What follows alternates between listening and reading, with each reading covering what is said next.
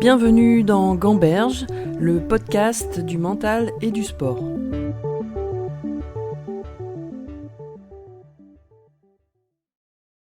Ok, je me demandais, quand tu vois le haut niveau là en kayak que tu côtoies aux Jeux Olympiques, à ton avis, quelles sont les qualités mentales qu'il faut pour réussir à haut niveau en kayak?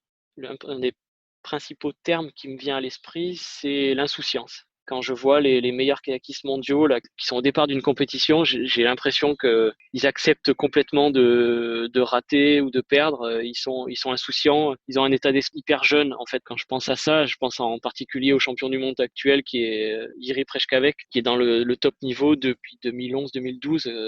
Alors qu'il était que junior. J'ai l'impression qu'il est toujours junior en fait. Quand il est au départ d'une course, il a envie, on a l'impression que ça l'éclate vraiment ce qu'il fait et qu'il a cette espèce d'insouciance qui fait qu'il arrive à prendre des risques qui nous paraissent complètement insensés quand on est au bord et qui lui permettent d'aller très vite. Et l'insouciance lui permet aussi de réussir ce qu'il fait sans quasiment d'échec quoi. Est-ce que pour toi, l'insouciance, c'est l'idée de ne pas se projeter sur les conséquences de la course, de gagner ou de perdre? Oui, c'est ça, ouais. C'est pas se projeter sur les conséquences même des choix qu'on fait au niveau tactique. Si je fais ça, je prends un risque, mais si je fais ça, je vais perdre un peu de temps. C'est juste faire les choses sans agir comme un sauvage, quoi. Je me rappelle plus la citation exacte. Réfléchir comme un stratège et agir comme un sauvage. Je pense que c'est un peu ça. C'est une fois qu'il est parti, il réfléchit plus aux conséquences que ça peut avoir, quoi. Il est juste là pour faire ce qu'il sait faire et ça marche vraiment bien. Et toi, est-ce que cet esprit d'insouciance, tu l'as eu tout le temps, par intermittence, ou pas du tout? Ouais, dans une carrière, je l'ai eu 2 fois, ouais. Ce qui est peut-être bien comparé à d'autres, mais moins bien que certains. Moi, je sais que moi, ça m'a nécessité tellement de travail pour arriver à l'avoir au bon moment en 2004 que ça a été aussi une des conséquences, c'est que j'ai été épuisé mentalement pendant plusieurs mois, plusieurs années. Je pense ça a été la même chose aussi à l'issue des sélections en 2008. Le travail pour justement éviter de tomber dans ces travers, penser à l'instant présent, etc. Ça m'a demandé une telle énergie que j'étais pas prêt à reproduire ça un grand nombre de fois dans ma carrière en fait. Que j'ai eu la chance quand même d'arriver à trouver ces ressources-là à certains moments qui comptaient vraiment pour moi, mais je sais que j'aurais pas pu reproduire ça des dizaines de fois. Et je suis vraiment impressionné justement par des sportifs comme Tony Estanguet qui arrivent à gagner 3 fois aux Jeux Olympiques, à des joueurs de tennis qui durent comme Nadal, Federer, qui arrivent à se battre sur chaque point. Ça me passionne de voir la force mentale qu'ils ont pour arracher des points, arracher des matchs tout au long d'une carrière comme ils ont. C'est vraiment phénoménal. Est-ce que toi, tu avais une préparation mentale spécifique ou une routine avant les courses? Oui, j'ai toujours eu. Alors ça, c'est vraiment quelque chose, la routine d'échauffement, c'est des choses que j'ai travaillées depuis que je suis très jeune, sans y faire attention en fait, ou sans savoir vraiment ce que c'était, mais j'avais vraiment mon petit train-train depuis les plus petites catégories. Je faisais toujours la même chose, et ça s'est prolongé. Et après, à haut niveau, j'avais vraiment une routine super précise en ce qui concerne l'échauffement, le matériel. C'était quelque chose sur lequel je pouvais me reposer, qui me donnait une confiance et qui me donnait des repères sur n'importe quelle compétition. Je pouvais prévoir à l'avance en fait qu'est-ce que j'allais faire, à quelle heure, comment, à quel endroit j'allais m'échauffer. Ça me permettait d'évoluer dans un cadre que je pouvais prévoir un petit peu à l'avance. Et toi, quel type d'émotion tu recherchais avant une course? C'est-à-dire, est-ce que tu cherchais à te calmer ou plutôt à t'exciter? Ou comment tu voulais aborder ta course mentalement finalement? J'avais les 2 en fait. Plutôt d'essayer de trouver cette excitation optimale en fait. Si j'étais trop excité, trop nerveux, essayer de me calmer, essayer de trouver du relâchement. Et si j'étais trop mou entre guillemets, essayer de trouver le moyen de me réveiller. Donc c'était trouver plutôt l'optimal. En kayak, si on est vraiment trop excité, on court à la catastrophe. On sait que on n'aura pas la précision, on n'aura pas la glisse. Si on est trop mou, on aura peut-être la glisse, mais pas la puissance pour faire avancer le bateau. Donc il faut vraiment trouver cet optimum. Et je me demandais si tu pratiquais la visualisation avant tes courses, de voir la course dans ta tête. Ouais, je souris un petit peu parce que j'ai l'impression que c'est un sujet qui revient un petit peu à la mode et ça me fait un peu rire parce que c'est des choses que je pratique en tant que kayakiste. Je pense qu'à 12 ans, je pratiquais déjà la visualisation parce que on a c'est une particularité du kayak, mais on connaît le parcours, mais on n'a pas le droit de le pratiquer avant la compétition. Donc en fait, tout ce qu'on peut faire pour se préparer en regardant le parcours du bord, c'est s'imaginer en train de le pratiquer, en train de descendre, de passer les portes, d'utiliser les mouvements d'eau. Et c'est quelque chose qu'on fait à longueur d'année. Que dès les plus jeunes catégories, en fait, on apprend à faire ça avec le plus de précision. Il y a eu des histoires, des légendes un peu sur des kayakistes qui arrivaient à prédire à peu près le temps qu'ils allaient faire sur leur parcours grâce à la visualisation mentale, etc. Donc ça, c'est quelque chose qui m'a bercé depuis vraiment le plus jeune âge. Et j'ai aussi pratiqué beaucoup avant 2004 l'entraînement par visualisation. Le fait que Fabien Lefebvre ait pris une avance assez considérable au niveau technique sur ses concurrents entre 2002 et 2004 m'a fait réagir et je me suis dit même si je passe énormément de temps sur l'eau, en fait, je vais pas pouvoir combler mes lacunes. Si je veux aussi rivaliser, il faut que je m'entraîne d'une autre façon. Je fais énormément de visualisation et je me suis rendu compte que c'était très très fatigant nerveusement, mentalement, que ça avait un impact quasi identique à celui de l'entraînement sur l'eau parce que j'étais à des moments à cause de ça vraiment épuisé par les stimulations que je pouvais créer avec cet entraînement-là. Et ouais, ça me paraît tellement logique et tellement efficace comme méthode que je me demande pourquoi il n'y a pas plus de monde qui l'utilise. Je me demandais aussi comment tu gérais tes pensées pendant la course, quand tu ratais une porte ou quand ça se passe pas comme prévu. Comment tu arrives à être dans l'instant présent, comme tu disais tout à l'heure? Ouais, alors ça, c'est une grande question parce que ça se passe pas toujours comme on voudrait. En fait, j'avais un peu cette idée d'être libre dans un cadre rigide. En gros, j'avais 3 points clés par porte qui permettaient d'avoir une vision assez précise et assez restreinte de ce que j'avais à faire. Par contre, tout ce qui était autour, c'était de l'adaptation. Donc en fait, il n'y avait pas forcément de choses qui étaient ratées ou réussies.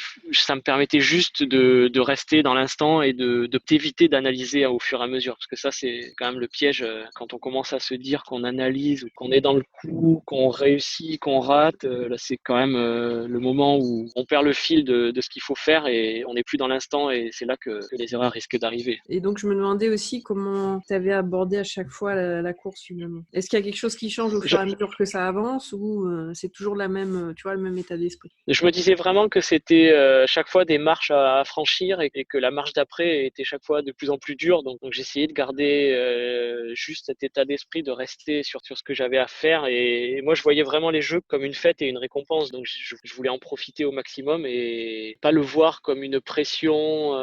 J'essayais de pas du tout avoir de pression négative en fait. Et est-ce que tu arrives en finale, tu réalises que t'es pas loin de pouvoir être champion olympique ou c'est pas quelque chose sur lequel tu te projettes avant la course ou juste avant de partir? Non, non, j'ai justement, c'était la lutte perpétuelle pour pas penser à ça. Mais tu fais comment La pour pas penser à ça? Parce que c'est justement le résultat du travail que j'avais fait toute l'année pour éviter d'y penser. Je pense que l'idée, elle m'a traversé l'esprit à peu près 200 000 fois dans la journée. En fait, c'est accepter que l'idée, elle est là, mais c'est juste une idée et qu'elle est dans un coin de ma tête et qu'elle doit pas me gêner non plus, quoi. Je me souviens pas être parti sur la finale.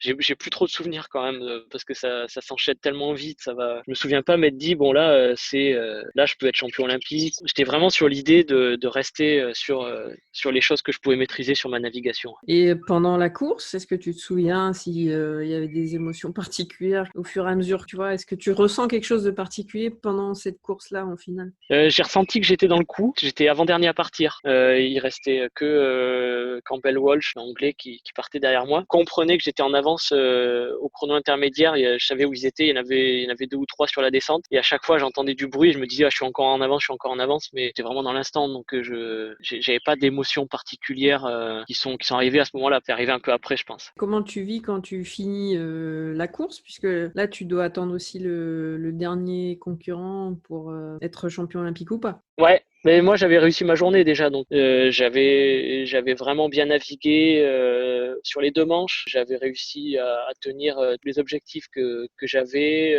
J'étais vraiment dans le coup. Quand j'ai passé la ligne, je me suis dit, bon là, ça se trouve, je suis 5e. Je m'attendais plus à rien en fait. Et puis j'aurais été satisfait. Je pense que j'aurais fait 5e. J'aurais pas été déçu quoi. Je pense maintenant avec le recul, je me serais dit, bon quand même, c'est dommage. Mais bon, si 5e, ça avait été mon niveau ce jour-là, avec la course que j'avais fait, ben j'aurais été 5e. C'était assez simple en fait ce jour-là. Donc là, tu étais heureux de ta performance sans parler Ouais, de... tout simplement heureux d'avoir fait ce que j'avais fait à ce moment-là parce que ça faisait quand même 2-3 ans que je galérais et que j'arrivais pas à passer des courses correctes au moment où ça comptait. Cette course-là, et tu l'as fait dans l'insouciance, justement?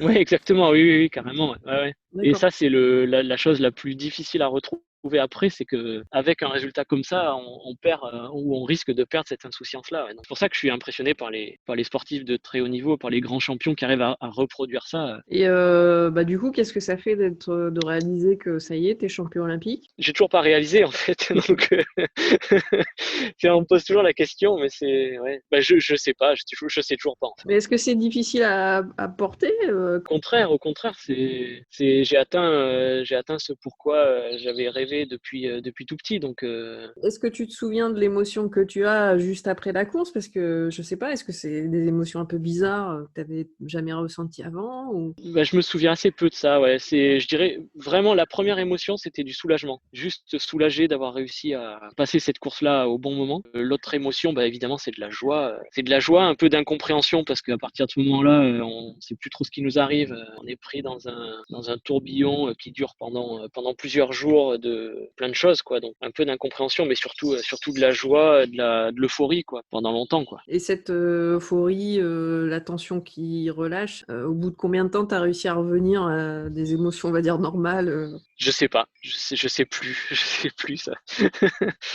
Je sais plus, peut-être longtemps, peut-être pas longtemps.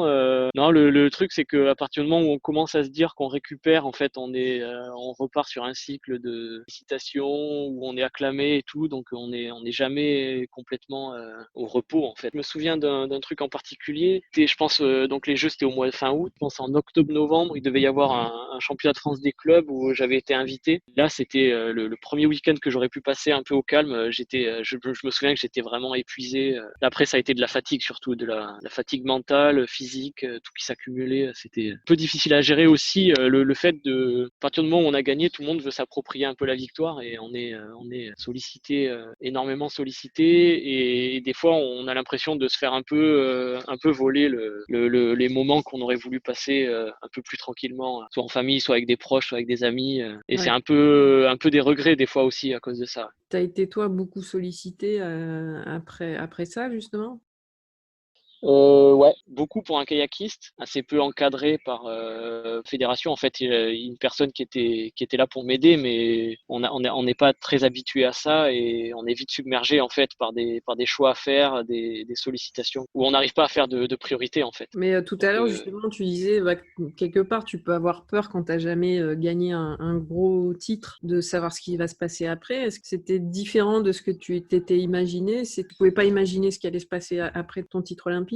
ouais, ça, je pouvais pas imaginer. Et puis, je pense que déjà, c'est pas vraiment la peine de s'y préparer parce on a déjà assez de contraintes et assez de travail pour se préparer pour l'événement. Si en plus on doit se projeter pour ce qui va se passer après, c'est hyper dur de se préparer pour ça, ouais. Et pour finir, quel conseil, toi, tu donnerais à un jeune, là, kayakiste, ou même sportif qui a envie de décrocher une médaille olympique? Là, là, il me faut un petit moment pour réfléchir si je veux vraiment donner un bon conseil. De Ah ton si, expérience, j'en ai un assez facile. Il faut juste faire mentir les autres. c'est-à-dire. C'est-à-dire tous ceux qui croient pas en toi, il faut les faire mentir. Comme il y a beaucoup plus de gens qui croient pas en toi que de gens qui croient en toi, je pense que ça peut apporter une force, une motivation et qui est assez énorme. Après, je pense qu'il faut rester concentré sur soi-même, mais avoir cette idée-là de se dire, on me voit comme étant quelqu'un de dilettante, je vais les faire mentir en leur faisant voir que, pas forcément en leur faisant voir, parce qu'il faut rester plutôt centré sur soi-même, mais je vais m'entraîner vraiment fort pour ne pas plus être vu comme un dilettante. Je suis vu comme quelqu'un qui est pas bon techniquement, et ben je vais vraiment mettre le paquet là-dessus pour m'améliorer de façon drastique sur le côté technique, etc., etc. Essayer de faire mentir les autres, ça peut être un bon conseil. Là maintenant, je suis entraîneur de l'équipe de France de kayak, donc je m'occupe de 2 athlètes de très haut niveau, dont Denis Gargaud, qui est champion olympique en 2016, que j'ai eu l'honneur d'accompagner à Rio lors de sa victoire. Je suis un peu touche à tout au niveau de l'entraînement, parce que j'ai une formation de préparateur physique, je suis aussi kiné, je m'occupe de plein d'aspects de l'entraînement, et vraiment l'aspect mental, c'est quelque chose qui pour moi reste encore quelque chose d'une part fondamental dans la performance, parce qu'à très haut niveau, je suis persuadé que les 10 athlètes qui seront en finale aux Jeux Olympiques, ils auront le même potentiel, ils auront les mêmes qualités, ils auront tous la même chance de gagner. Par contre, le fait de pouvoir s'exprimer vraiment entièrement le jour de la course, ça tiendra que à l'aspect mental. Mais c'est l'aspect que je maîtrise vraiment personnellement le moins, et auquel j'ai le moins de mal à m'adresser à quelqu'un d'extérieur pour demander de l'aide, en fait, parce que c'est quelque chose qui me paraît encore complètement mystérieux, même si j'essaye de combler un peu ces lacunes et de faire des petites formations. Je sais que c'est encore le domaine où j'ai le plus de progrès à faire dans l'ensemble.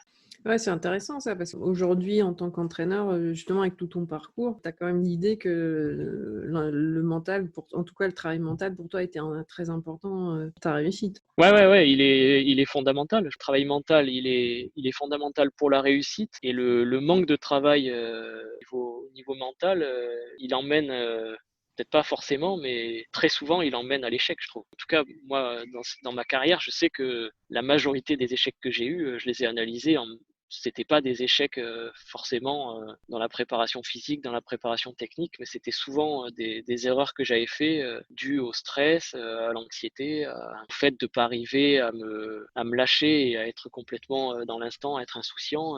C'était quasiment toujours ce point-là qui était mis en exergue au bilan, en fait. À bientôt pour un prochain épisode de Gamberge, le podcast du mental et du sport.